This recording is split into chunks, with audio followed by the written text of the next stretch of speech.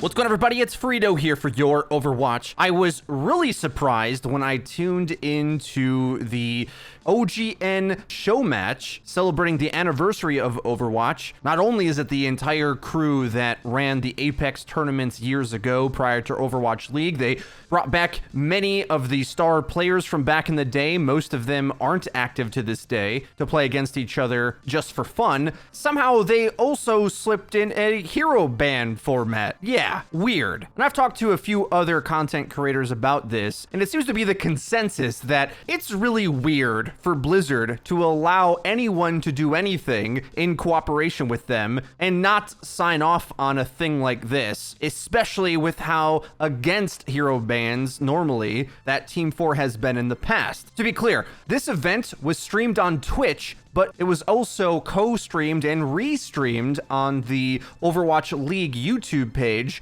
and the entire thing had to be established together with Blizzard say-so anyway. Like anything in Overwatch, all third-party events are under quite strict regulations, so much so that there basically isn't any anymore, which is a completely separate conversation that I don't necessarily have time to go down, especially when you look how crisp the production value of the OGN team is, even after years of not producing Overwatch. I don't even want to open that can of worms. Instead, I want to talk about this hero ban format, because it's our assumption anyway that Blizzard, or at least the dev team or somebody, had to okay allowing this format to be used for this event, meaning that there may be a window for this to be a future high-level competitive format, maybe even in the near future, especially given the fact that there's this significant break in between the May Melee and the next coming June tournament. So what is the rule set exactly? Well, there's many interesting parts of it, and it starts off very different than anything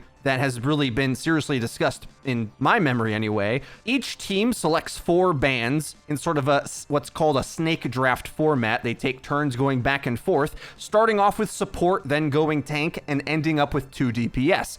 But the caveat here is that in this system, unlike many other proposed before it, the bans are not mirrored, which means you are banning for your opponent's pool, not also banning out your own, which means the enemy team has a decision to make after seeing the enemy ban a certain hero from their pool. Do they also not want to go up against that character when they can't mirror it? There's other complicated rules to this, but this alone is radically different than anything that's been proposed, because it was traditionally argued that mirror matches are so core to competitive integrity of high-level Overwatch that allowing a system that might allow for an asymmetrical matchup would just be radically unfair. There are fail-safes built into the rest of the system to try to combat that, but let's just discuss that for a moment. The reason why I would say this is the case is that if one team has Orisa and the other doesn't, there's an entire archetype of comp that you can run. Or in just a simple 1v1 sense, if one team has a Tracer, Echo, or especially Widowmaker, those DPS play the map in such a way that if you don't have that same hero to go at them and duel them directly, it can become very difficult to outplay with counter-comping. Now, I'm more interested in that counter-comping aspect of things. I think that is the soul of the game. But it was something that I conceded years ago in this conversation about bans, because so many pros emphatically said that if you didn't have your own Widow and the enemy did, it would be like an instant loss, and that format would be bunk. But this system has a few fail-safes in order to try to not make that become a problem. The first one is the order of the bans themselves. You start off with support, then tank, then DPS, which I think is an appropriate order when you consider what characters determine what playstyle you have. At this point in the game's life, I think there is a bit more tank overlap than there is support overlap. For example, there are certain rules of the metagame, like it's pretty impossible to play Rushdown without Lucio in any context, so that one support pick can be the determining factor of that comp entirely, so getting those support bans out early makes the most sense so that you don't get trapped in assuming you can run a comp that gets like hardcore banned out by a more important hero banned later. You don't want the more important bans to come later because you could be shocked by the way the bans turn. Tanks, on the other hand, have a little bit of overlap as long as they have the supports backing them up to establish that composition. And DPS, of course, have the most overlap of the entire game because, well, there's just so many heroes, right? So much so that they go ahead and ban 2 of them. Now, I will say it is possible in this system to screw over your opponent, because if you have last ban, you have sort of the final word in the ebb and flow of the meta. It would be possible to look like you're banning one direction, then in the last second, last ban your opponent's Widow before they have a chance to respond, and then you can run Widow and they can't. And I think that would cause for some pretty crazy results if it wasn't for this fallback comeback mechanic. And how many times have I been talking about there needs to be ways for teams to come back into the game when things aren't working out for them? Well, what the OGN ban system does is that you run with those bans for the first 2 maps in the series, and then on the 3rd map, each team gets to protect or unban one of the characters that the opposing team had banned from them. And then each map thereafter, as the series continues, one ban gets lifted. So as you get into those really long series, more and more heroes become available. So ideally anyway, it's a bit of a failsafe against a ban going really poorly for you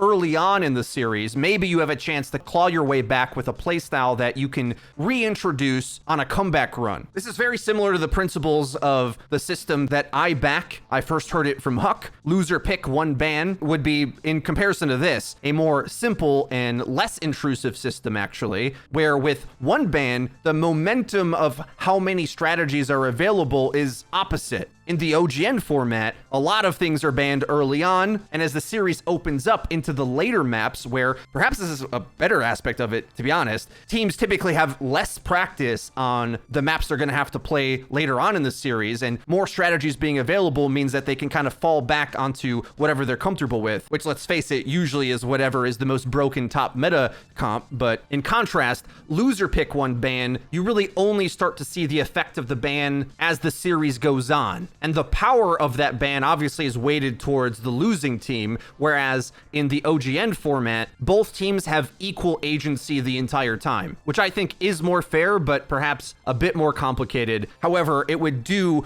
mostly everything I would want a ban system to do. So is this even a reasonable thing for us to expect to come to competitive Overwatch? And of course, when I say that, I don't mean your average ranked game. We've already seen that the devs and even I have agreed from day one on this, that this is the type of thing that isn't required for the vast majority of players. It's just something to mix up the super high level competition, high level ranked, and the esports scene so that they don't get stuck playing a meta that none of us understand or can replicate, right? Top level players need these types of systems to add the amount of diversity that we see in our ranked games normally, or else the vast majority of compositions trend towards 1.5 comps typically, when enough time is given on a patch. So I do hope they consider putting this into even the Overwatch League testing as early as next month. It might feel a little crazy to do that early, but they've already jerked around with the system so much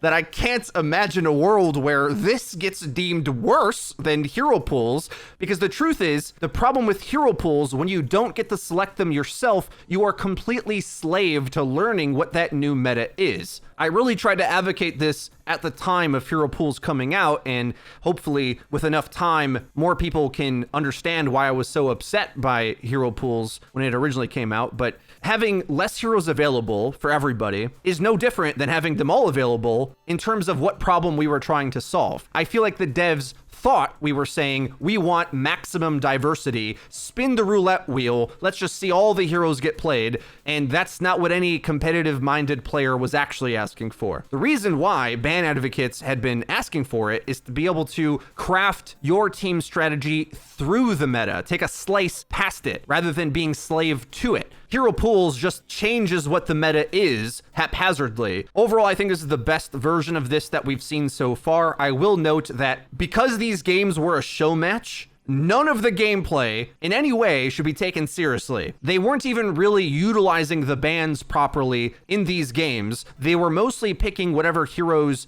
felt good to them to hype up the fans. This is not evidence of it even being a good system or what effects would have of it. None of it was taken seriously, but I think just looking at it on paper, you can tell that it's at least better than hero pools and would have more stability to it. Would the quote problems that the developers were worried about, like a ban meta, still emerge? Yeah, probably, but it's not like hero pools stopped metas from happening. It just shifted metas more quickly, right? Like meta characters being the best still happened in both versions. You just forced players into playing things differently more often rather than allowing them to have some agency in figuring it out themselves with their own bans. If a ban meta happens where Orisa gets banned every single time, like she did in the show match, for example, maybe that means that Orisa comp is the best right now. It might not mean Orisa is strictly overpowered herself. Maybe it has to do with the characters that play around her. We talked about this in our recent meta patch review video about the spam meta. There's a lot of different components. I think damage getting buffed significantly, especially range damage, is contributing to that spam damage comp to be kind of the best. So either way, even if a ban meta happens, I think being afraid of a ban meta is being afraid of the wrong thing. Something's meta anyway. Yes, there's a chance that we won't see one of the archetypes of comps get played for a long period of time, but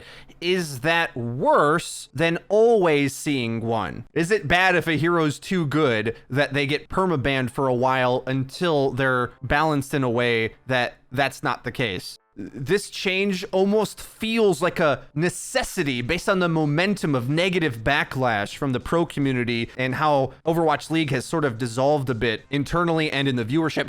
Granted, the May tournament was a huge step forward, but I think they'd have to be crazy not to see that converting this type of change over would just be simply better for the esports space. I don't know, guys. I've spoken about this for years at this point and am somewhat excited to see this potentially move forward into a realistic adaptation for high levels of play. I think Overwatch has to make a move to inject some interest back into it when there's heavy hitter competitive games coming out that they're trying to compete up against that have their competitive formats largely figured out already. I don't think Blizzard really has the time to putz around with fairly nonsense, inventive, creative ideas that feel good to them. No, we need functional formats that serve the needs of competitive integrity rather than manufacture towards a goal that wasn't really the goal to begin with. That's it. Rant over. Hope you guys enjoyed the video. If you did, please be sure to leave it a like. It really does help us out and lets us know that you're enjoying the content. And if you haven't already, hit subscribe and be sure to hit the bell icon to actually get notified when our videos go live. Link to the description is our Twitter, where we tweet out news updates and dank memes. That's been it for me. I've been Frito for your Overwatch. We'll see you guys next time.